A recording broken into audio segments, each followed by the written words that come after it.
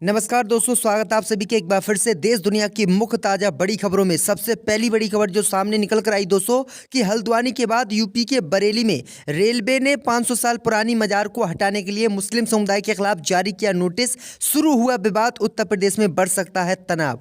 वहीं दूसरी बड़ी खबर में बताएंगे दोस्तों कि पाकिस्तान कर रहा है अफगानिस्तान की धरती पर हमले की तैयारी, तालिबान ने भी कसी कमर। वहीं तीसरी बड़ी खबर में बताएंगे दोस्तों कि फेक सर्टिफिकेट केस में बढ़ी सांसद नवनीत राणा की मुश्किलें, कार्रवाई रोकने की मांग का पुलिस ने किया विरोध। वहीं आपको अगली बड़ी खबर में बताएंगे दोस्तों कि ओम प्रकाश राजभर का कार्यकर्ताओं को ऑफर, 10 रुपए में सदस्यता लेकर पाएं 3 साल की सुरक्षा की गारंटी। वहीं आपको अगली बड़ी खबर में बताएंगे दोस्तों कि तलाकशुदा मुस्लिम महिला दोबारा शादी तक भरण पोषण की है हकदार, इलाहाबाद हाई कोर्ट ने आदेश किया जारी। वहीं आपको बताएंगे दोस्तों कि सुप्रीम कोर्ट ने हल्द्वानी मामले को लेकर मुस्लिम समुदाय के समर्थन में सुनाया फैसला। तो बाबाओं को लगी मिर्ची, बाबा बोले हल्द्वानी में मुसलमानों का क्या काम। तो दोस्तों सभी खबरों का आपको एक एक कर बताने वाले हैं। वीडियो को लाइक कर चैनल को सब्सक्राइब कर दें। इसी बीच बढ़ते दोस्तों अगली खबर की ओर। तो हल्द्वानी के बाद यूपी के बरेली में रेलवे स्टेशन पर बनी 500 साल पुरानी मजार को हटाने के लिए रेलवे ने नोटिस किया जारी। शुरू हुआ विवाद। दोस्तों आपको बता दें कि हल्द्वानी में रेलवे की जमीन पर हुए अतिक्रमण को हटाने को लेकर सियासी संग्राम मचा हुआ है। वहीं अब बरेली के इज्जतनगर रेलवे स्टेशन पर बनी 500 साल पुरानी मजार को हटाने को लेकर भी विवाद खड़ा हो गया है। मुस्लिम संगठनों ने मजार को लेकर बरेली जनपद न्यायालय में याचिका दायर की है, जिसकी सुनवाई जनवरी में होनी है। कोर्ट ने पूर्वोत्तर रेलवे के अफसरों को समन भेजा था और 5 जनवरी को सभी दस्तावेजों के साथ कोर्ट में हाजिर होने के निर्देश दिए थे, लेकिन रेलवे की तरफ से कोई कोर्ट नहीं पहुंचा है। अब सुनवाई की अगली तारीख 29 जनवरी तय की गई है। वहीं एहतियातन रेलवे स्टेशन पर भारी संख्या में आरपीएफ, जीआरपी और पीएसी को लगाया गया है। पूर्वोत्तर रेलवे के प्रमुख रेलवे स्टेशनों में से एक इज्जतनगर रेलवे स्टेशन है। यहाँ के प्लेटफॉर्म नंबर 1 पर 500 वर्ष पुरानी सैयद नन्हे शाह की मजार है, जिसे रेलवे प्रशासन ने हटाने के लिए नोटिस जारी किया था। 28 दिसंबर को रेलवे मजार को हटाता। उससे पहले दरगाह आला हजरत से जुड़े संगठन ऑल इंडिया मुस्लिम जमात के राष्ट्रीय अध्यक्ष मौलाना साबुद्दीन रजवी ने बरेली जनपद न्यायालय में याचिका दायर की थी, जिसकी सुनवाई 2 तारीख को होनी थी, लेकिन 2 तारीख में भी कोई मामला नहीं पहुंच पाया। आपको बता दें कि सैयद नन्हे शाह की मजार सन 1564 में बनी थी, तब यहाँ पर रेलवे स्टेशन नहीं था। अब रेलवे प्रशासन ने मुगलों के समय बनी मजार को हटाने के लिए कमर कस ली है और मुस्लिम समुदाय को नोटिस जारी किया है, लेकिन इस मजार को लेकर विवाद जारी है। तो ये बड़ी अपडेट आ रही दोस्तों। इसी बीच बढ़ते दोस्तों अगली खबर की ओर। तो पाकिस्तान कर रहा है अफगानिस्तान की धरती पर हमले की तैयारी, तालिबान ने भी कसी कमर। दोस्तों आपको बता दें कि भारत ने आतंकवादियों का सबसे बड़ा सप्लायर पाकिस्तान आज खुद आतंक से जूझ रहा है। तहरीके तालिबान पाकिस्तान के आतंकियों ने इस मुल्क और यहाँ की आर्मी के नाक में दम करके रखा है। इस बीच खबर सामने निकल कर आई दोस्तों कि अफगानिस्तान की तरफ से लगातार पाकिस्तान पर गोलाबारी की जा रही है और हमले किए जा रहे हैं। इसी को लेकर पाकिस्तान अब अफगानिस्तान पर हमले की तैयारी कर रहा है। तालिबान ने भी इसी मामले को लेकर कमर कस ली है। कभी भी पाकिस्तान और अफगानिस्तान में जंग शुरू हो सकती है। इसी बीच बढ़ते दोस्तों अगली खबर की ओर। तो हरिद्वार मामले में सुप्रीम कोर्ट ने मुस्लिम समुदाय के समर्थन में सुनाया फैसला, तो संतों ने किया विरोध।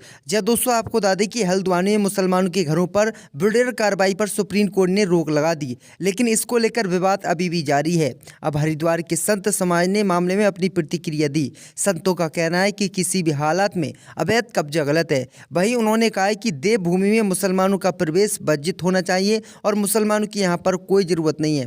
दरअसल आपको बता दें कि उत्तराखंड हाई कोर्ट के फैसले पर सुप्रीम कोर्ट ने रोक लगा दी थी। उत्तराखंड हाई कोर्ट ने नोटिस जारी किया था और कहा था कि जो हरिद्वार में रेलवे की जमीन पर मुस्लिम समुदाय के लोग के घर बने हुए हैं, उनको खाली कराया जाए और उससे जमीन को मुक्त कराया जाए। लेकिन आपको बता दें कि इस मामले को लेकर सुप्रीम कोर्ट मुस्लिम समुदाय के लोग पहुंचे। सुप्रीम कोर्ट में कल सुनवाई हुई थी। उसके बाद सुप्रीम कोर्ट ने इस मामले पर रोक लगा दी और कहा कि इतने सारे लोगों को कहां पर रखा जाएगा, इतनी ठंड है, ऐसे में इस तरह की कार्रवाई नहीं की जानी चाहिए। जिसके बाद हाईकोर्ट के फैसले पर रोक लगी, तो अब संतों के पेटों में आग हो गई और संतों ने इसका विरोध किया। इसी बीच पर तो दोस्तों अगली खबर की ओर। तो कांग्रेस की नागालैंड इकाई ने सभी 60 विधायकों को इस्तीफा देने को कहा। दोस्तों आपको बता दें कि कांग्रेस की नागालैंड इकाई ने बृहस्पतिवार को राज्य विधानसभा के सभी 60 विधायकों से अपना इस्तीफा सौंपने और नागा राजनीतिक समाधान को लागू करने की मांग करने को कहा है। नागालैंड प्रदेश कांग्रेस कमेटी के अध्यक्ष के थेरी ने यहां संवाददाता सम्मेलन में ये बात कही है। उन्होंने कहा कि कांग्रेस पार्टी के जितने विधायक हैं वह सभी जो है इस मामले को लेकर इस्तीफा। इसी बीच पर तो दोस्तों अगली खबर की ओर। तो फेक सर्टिफिकेट केस में बड़ी सांसद नवनीत राणा की मुश्किलें, कार्रवाई रोकने की मांग का पुलिस ने किया विरोध। जय दोस्तों, आपको बता दें कि मुंबई पुलिस ने अमरावती से निर्दलीय सांसद नवनीत राणा और उनके पिता हरभजन सिंह राम सिंह कुंडेल की ओर से दायर उस आवेदन का विरोध किया है जिसमें उन्होंने फर्जी जाति प्रमाण पत्र मामले में उनके खिलाफ आपराधिक कार्रवाई पर रोक लगाने की मांग की है। सांसद और उनके पिता की ओर से पेश वकील अभिषेक मिश्रा ने कोर्ट को बताया कि सुप्रीम कोर्ट ने मुंबई हाई कोर्ट के आदेश पर रोक लगा दी है। इससे पहले 2021 में नवनीत राणा को मुंबई हाई कोर्ट ने अपना प्रमाण पत्र सरेंडर करने का आदेश दिया था, क्योंकि ये निष्कर्ष निकाला गया था कि ये धोखाधड़ी से प्राप्त किया गया था। हाई कोर्ट ने कहा था कि नवनीत राणा की ओर से आवेदन जानबूझकर एक फर्जी दावा करने के लिए किया गया था ताकि वह अनुसूचित जाति के उम्मीदवार के लिए आरक्षित सीट पर सांसद पद के लिए चुनाव लड़ सके। नवनीत राणा ने तब सुप्रीम कोर्ट का दरवाजा खटखटाया था, जिसने उच्च न्यायालय के आदेश पर रोक लगा दी थी। तो ये बड़ी अपडेट आई दोस्तों कि अब ये जेल भी जा सकती हैं और इन्होंने बहुत बड़ा फर्जीवाड़ा किया है। इसी बीच पर तो दोस्तों अगली खबर की ओर, तो ओम प्रकाश राजभर का कार्यकर्ताओं को ऑफर 10 रुपये में सस्ता लेकर पाए 3 साल की सुरक्षा गारंटी। जय दोस्तों, आपको बता दें कि सुहेलदेव भारतीय समाज पार्टी के राष्ट्रीय अध्यक्ष ओम प्रकाश राजभर का एक वीडियो सोशल मीडिया पर वायरल हो रहा है, जिसमें वो अपने कार्यकर्ताओं को 10 रुपये की रसीद कटाने पर 3 साल की गारंटी और वारंटी देते नजर आ रहे हैं।